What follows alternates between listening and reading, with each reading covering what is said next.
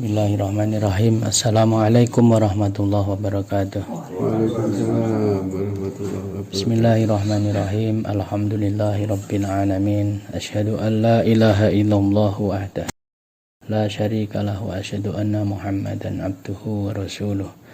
Asyhadu anna aliyan wa la immata min wuldihi hujajullah. Asyhadu anna al-mahdiyya wal mahdiyina min wuldihi hujajullah. Allahumma salli ala Muhammad wa ali Muhammad ala immata wal mahdiyin wa sallim tasliman katsira. Ya ayyuhalladzina amanu taqullaha haqqa tuqatih wa la tamutunna illa wa antum muslimun.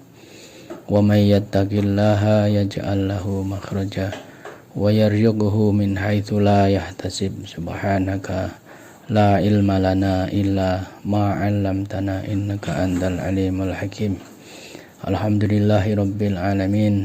Jamaah salat Jumat rahimatullah, kita mengaturkan syukur kepada Allah Subhanahu wa taala. Pada siang hari ini kita masih diberi kesehatan lahir, kesehatan pikiran, kesehatan batin, rohani, sehingga kita bisa menunaikan salah satu syariat kewajiban salat Jumat pada siang hari ini, seperti yang dijelaskan oleh Syekh Ahmad Al-Hasan alaihissalam, bahwa seseorang yang beragama itu ada 3 unsur yang harus kita penuhi.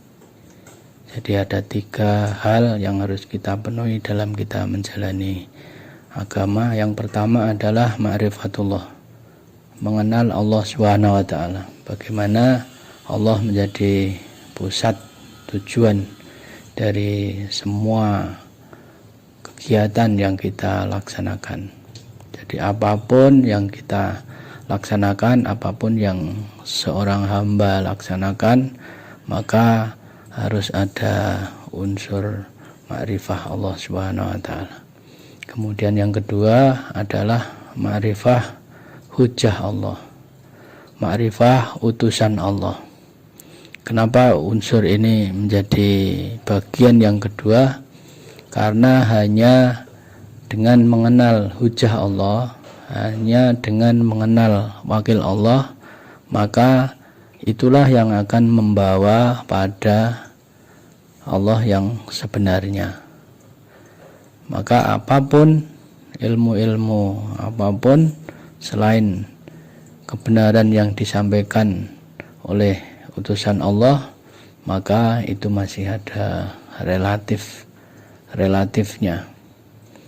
Nah, ketika Allah Subhanahu wa taala memberikan ilmu, memberikan jalan hanya melalui utusannya, maka itulah yang disebut, yang kita mohon setiap saat, setiap sholat dengan ihdinas siratal mustaqim.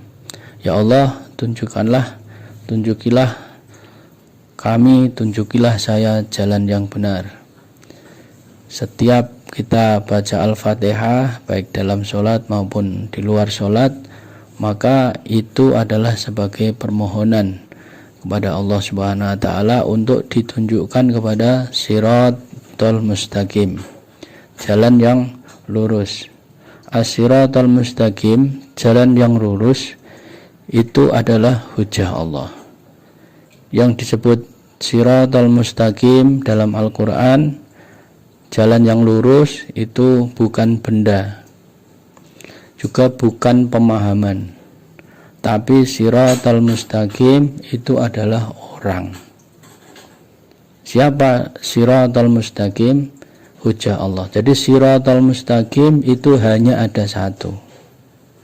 Maka kalau pemahaman-pemahaman berbeda-beda, itu bukan sirat, bukan siratal mustaqim. Mungkin sirat-sirat yang lain, jalan-jalan yang lain, tapi khusus siratal mustaqim itu wahwa hujjah Allah.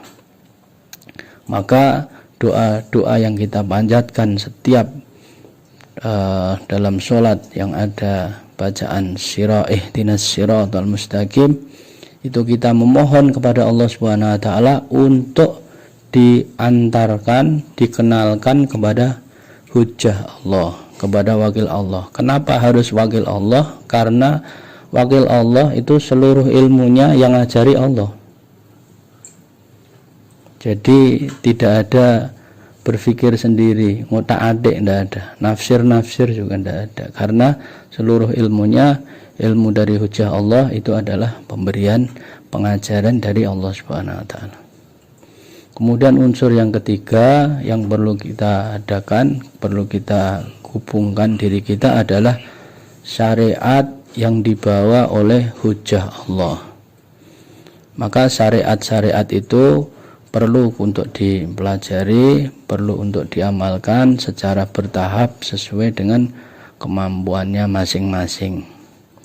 Syariat tentang toharoh misalnya, bagaimana bersuci menurut yang diajarkan oleh hujjah Allah, maka kita harus mempelajarinya, mengamalkannya. Bahwa salah satu fondasi syariat yang diajarkan oleh hujjah Allah itu tidak hanya mengurusi lahiriah jasmani, tapi juga mengurusi rohani. Contohnya ketika seseorang niat mandi misalnya, mandi itu satu sisi adalah membersihkan hadas, membersihkan kotoran, tapi diajarkan bahwa ketika seseorang niat mandi, nawaitu ghusla, saya niat untuk bermandi, qurbatan ilallah, untuk mendekatkan diri kepada Allah, toharatan batin, dan mensucikan batin.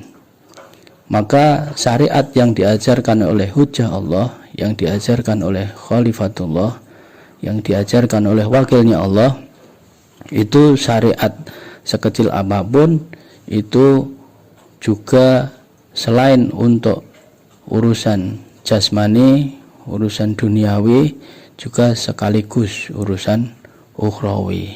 Ada sisi duniawinya, ada sisi ukhrawinya, ada sisi lahiriahnya, juga ada sisi spiritualnya. Maka itulah syariat yang harus kita sama-sama pelajari. Kalau kita dalam rangka untuk penyempurnaan diri, kita menggunakan mengkaji dan mengimplementasikan 3 unsur tersebut, maka insya Allah itulah jalan yang diberikan oleh Allah Subhanahu wa taala. Itulah jalan yang dijelaskan dan dibawa oleh hujjah Allah, di mana kita setiap hari, setiap kita melakukan amaliyah, kita akan menggunakan aturan-aturan syariat yang benar. Ketika kita nantinya mau mendapatkan ilmu yang benar, kita akan mengakses hujjah Allah. Maka itulah nanti yang akan membawa kepada ma'rifatullah yang sesungguhnya, ma'rifah kepada Allah Subhanahu wa taala.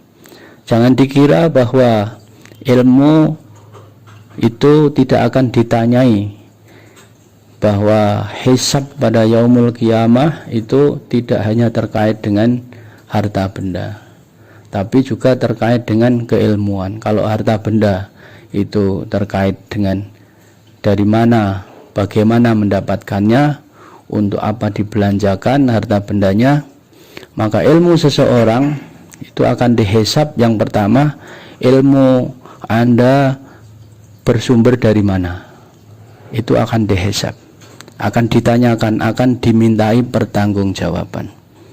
Ilmu Anda selain tentang digunakan atau diamalkan apa tidak, tapi ilmu Anda berasal dari mana, ilmunya dari mana, kemudian ilmunya untuk apa. Kalau harta benda, itu harta bendanya didapatkan dengan cara yang halal apa yang haram. Yang kedua, tentang digunakannya untuk yang halal atau yang haram, cara mendapatkannya itu ditanyakan. Maka ketika ilmu kita dapat dari sembarangan, ya kita tidak akan bisa mempertanggungjawabkan bahwa ilmu kita, ya Allah, ilmu saya pikir-pikir sendiri, ilmu saya dapatkan dari si A, kenapa Anda belajar pada si A? Maka yang dianjurkan oleh Allah Subhanahu wa taala, belajar yang sebenar-benarnya ketika kita hidup pada zaman Rasulullah, maka selesai kita datang kepada Rasulullah dan belajar kepada beliau. Maka ilmu tauhidnya, ilmu tentang hujjah Allah maupun syariatnya itu akan dijamin benar. Pada zaman saat ini kita juga menghadapi masalah yang sama ketika kita dihidupkan pada zaman Nabi Shallallahu Alaihi Wasallam. Zaman sekarang itu adalah eranya Imam Mahdi alaihissalam. Maka apakah ilmu kita berasal dari ajaran-ajaran beliau atau dari sembarang orang yang kita dapatkan, itu nanti yang akan kita dimintai pertanggungjawaban. Maka sumber ilmu itu sangat penting, dan sumber ilmu yang paling tepat, paling benar di setiap zaman itu hanya hujjah Allah. Bagi orang-orang yang memerantarakan ilmu dari hujjah Allah, maka itu masih ada relatif, dan itu sifatnya adalah karena makom seseorang yang belum sampai pada makom kemaksuman, maka masih ada sisi-sisi kekurangan, sisi-sisi kekeliruan, dan itu menjadi bahan bagi kita untuk selalu belajar dan bertabayun. Semoga Allah Subhanahu wa taala mudahkan kita sedikit demi sedikit untuk senantiasa memperbaiki diri kita, ilmu kita, makrifah kita kepada hujjah Allah, makrifah kita kepada Allah Subhanahu wa taala, sehingga hidup kita nanti benar-benar akan mendapatkan panduan dari as-sirat al-mustaqim, jalan yang lurus, yaitu hujjah Allah pada zaman kita. Imam Muhammad bin Hasan al-Askari al-Mahdi alaihissalam, dan diantarkan oleh wasi beliau Sayyid Ahmad al-Hasan alaihissalam. Walhamdulillahirabbil alamin. A'udzubillahi minasyaitonirrajim. Bismillahirrahmanirrahim. Wal 'asr.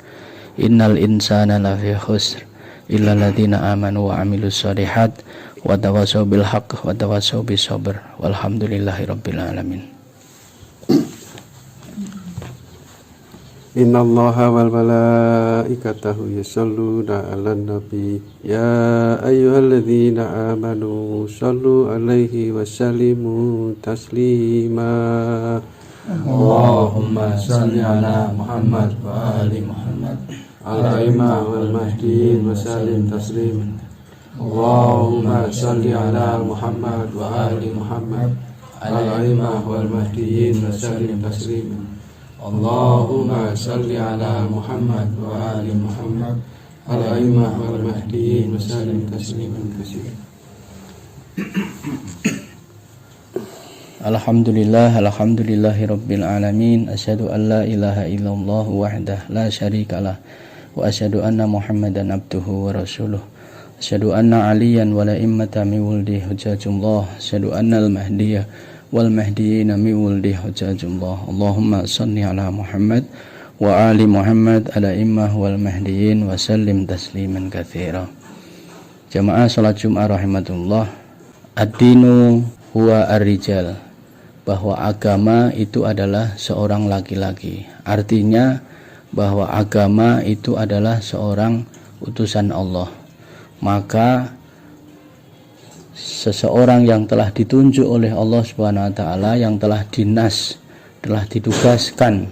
ditugasi sebagai hujjah Allah, sebagai utusan Allah, maka dialah yang disebut sebagai kebenaran. Kebenaran itu adalah al-hujjah Allah. Kebenaran itu adalah as-siratal mustaqim, jalan yang lurus. Kebenaran itu adalah khalifatullah. Maka seandainya seluruh manusia itu tidak ada satupun yang meyakini, yang mempercayai, bahkan yang menolong, tidak ada satupun, maka beliau itu tetap sebagai hujjah Allah, sebagai kebenaran.